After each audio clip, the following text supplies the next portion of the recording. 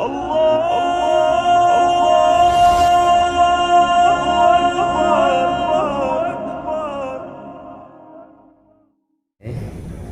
itu untuk zaman sekarang, untuk konteks waktu sekarang di Indonesia, di Jogja khususnya, itu bukan lagi penanda perempuan gitu, tapi lebih kepada ekspresi keindahan gitu.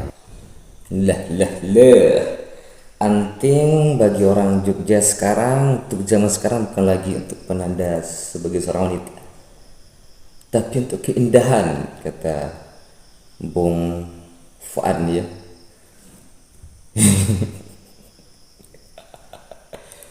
Untuk keindahan, mari kita lihat wajahnya.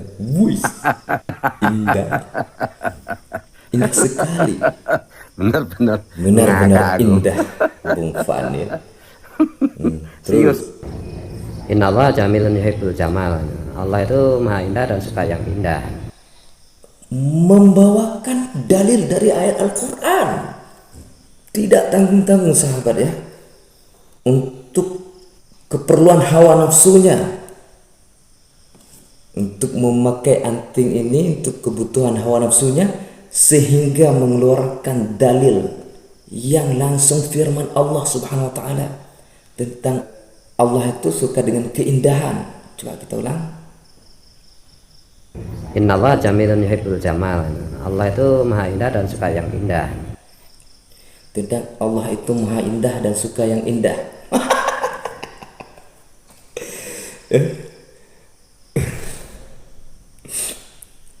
Betul, betul. Dengan mendatangkan dalil untuk keperluan hawa nafsunya, yaitu seorang laki-laki yang menggunakan anting, dia berdalil karena Allah maha indah dan suka dengan keindahan. Subhanallah, maha suci Allah. Hebat sekali Bung Fuad ini ya, langsung mengutip dalil untuk menerapkan, untuk menghalalkan hawa nafsunya ini untuk menggunakan anting, dan katanya itu adalah indah. Wow, luar biasa sekali. Ya, kalau kita lihat indah ya, indah dari terus lanjut.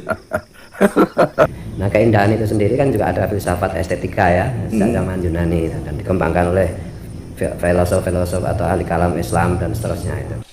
Ya, filosof Islam itu dikaitkan dengan antingnya, ditarik kepada keindahan dia memakai anting. Lagi-lagi dia membawa filosof Islam terdahulu tentang estetika keindahan itu, ditarik itu untuk menguatkan dia menggunakan anting.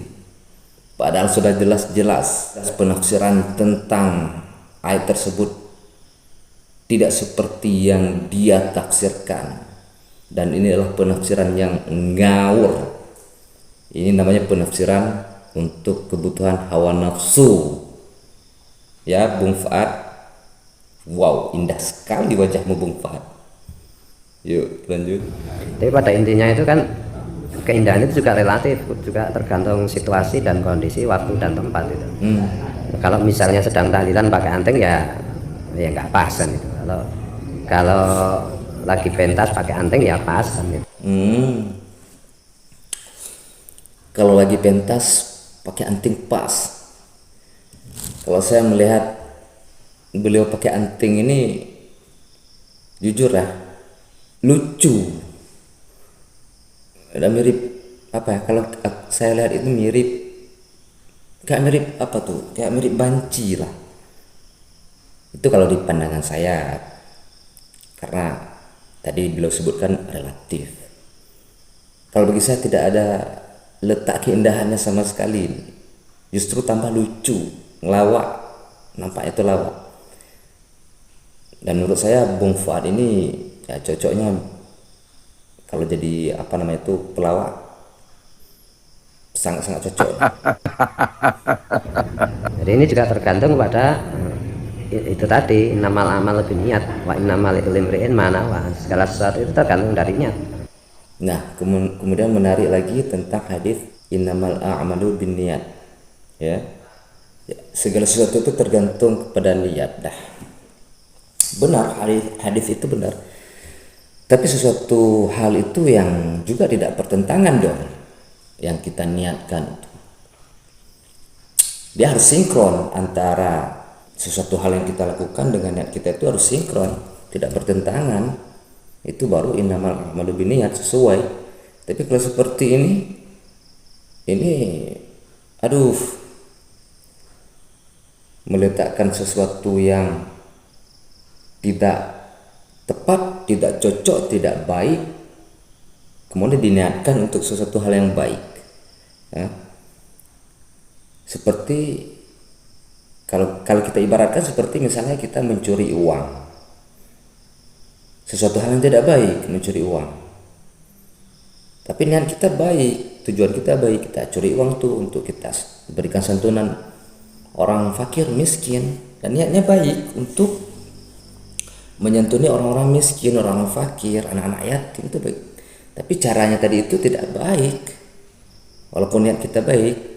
Nah kalau ini caranya juga begitu, caranya tidak baik, memakai anting, tapi niatnya bukan untuk itu, tapi niatnya untuk baik, untuk keindahan tadi, karena Allah suka dengan keindahan. Itu menurut penafsiran Bung Fuad ini ya. Ini sangat lucu, luar biasa lucunya ya sahabatku. Aduh. Ya, Setiap orang itu akan mendapatkan hasil sesuai dengan niat. Dan niat saya pakai anting ini kan untuk keindahan. Niat saya memakai anting ini untuk keindahan. Wow, indah sekali wajahmu Bung Fuad. Wow, begitu indah merona ya Bung Fuad ya. Saya melihatnya kok jadi tertawa ini. Ini bukannya indah, malah jadi lawak ini antingan ya. Oke, lanjut. Untuk memuja Sang Maha Indah. Siap. Untuk memuja Sang Maha Indah. Pakai anting, menarikkan dalil Allah suka dengan keindahan. Lalu dia mengatakan untuk memuja yang Maha Indah. Fuad. Aduh. Nah, intinya itu begini, semua hukum apapun itu jangan buru-buru kita memutuskan, apalagi untuk menghukumi orang lain gitu. Kalau konteks saya kan berbeda. Seandainya haram pun ya tinggal istighfar, selesai. Begitu simpel Leo. Kalau haram tinggal istighfar. Nah, jadi ya pakai anting itu apakah haram ataukah tidak haram ya tergantung niat dan konteks situasi, waktu dan seterusnya kan gitu. Jadi pakai anting itu boleh tergantung niat dan konteks waktu tertentu. Padahal tidak memakai anting pun tidak apa-apa, tidak memudaratkan dia. Tapi kenapa harus memakai anting? Ya, kalau konteks saya kan berbeda. konteks dia ini berbeda. Konteks dia ini sudah berbeda katanya. Berarti konteks dia ini sudah membutuhkan menggunakan anting itu. Padahal kalau nggak dipakaikan anting itu justru lebih terlihat lebih bagus daripada dia pakai. Tapi bagi dia sekarang nih waktu konteks dia ini adalah butuh. Dia kata-kata butuh nih kalau nggak dipakai ya menjadi suatu hal yang mudarat ya, karena butuh. Seandainya haram pun ya tinggal istighfar, selesai. Padahal dalam hati kecilnya juga tahu bahwa itu bisa jatuh ke haram, tasyabbuh, menyerupai dengan suatu kaum, yaitu salah satunya di sini adalah ini pakaian perhiasan untuk wanita sebagai penanda untuk wanita, perhiasan wanita yang mana haram digunakan oleh lelaki, dan dengan cara melegalkan hawa nafsunya dia banyak mengotak-atik pemikiran orang supaya mungkin untuk bisa diterima pendapatnya ini. Nah, seperti tadi menarik ayat Allah itu tentang keindahan ya. Ya, indah sekali wajah Bung Fuad nih ya. Nih kalau dia benar seorang yang katanya Gus, seorang yang katanya punya ilmu agama, tidak mungkin seorang yang mempunyai ilmu agama itu bisa mengikuti zaman, tidak kuat dalam pendirian agamanya. Jadi seperti itulah sahabat. Maka untuk sekarang hati-hatilah untuk memilih guru untuk anak-anak kita ya. Sekarang ini akhir zaman ini memang sudah hancurnya nih pemahaman seputar Islam.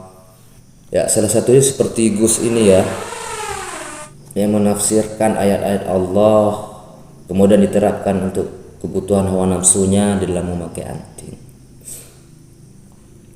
Ini sangat berbahaya sekali. Maka hati-hati untuk anak-anak kalian nanti ya. Jangan sampailah anak-anak kalian nanti yang cowok-cowok itu menggunakan anting seperti Bung Fuad ini. Jangan sampailah anak-anak kalian nanti ikut-ikutan seperti dia ini.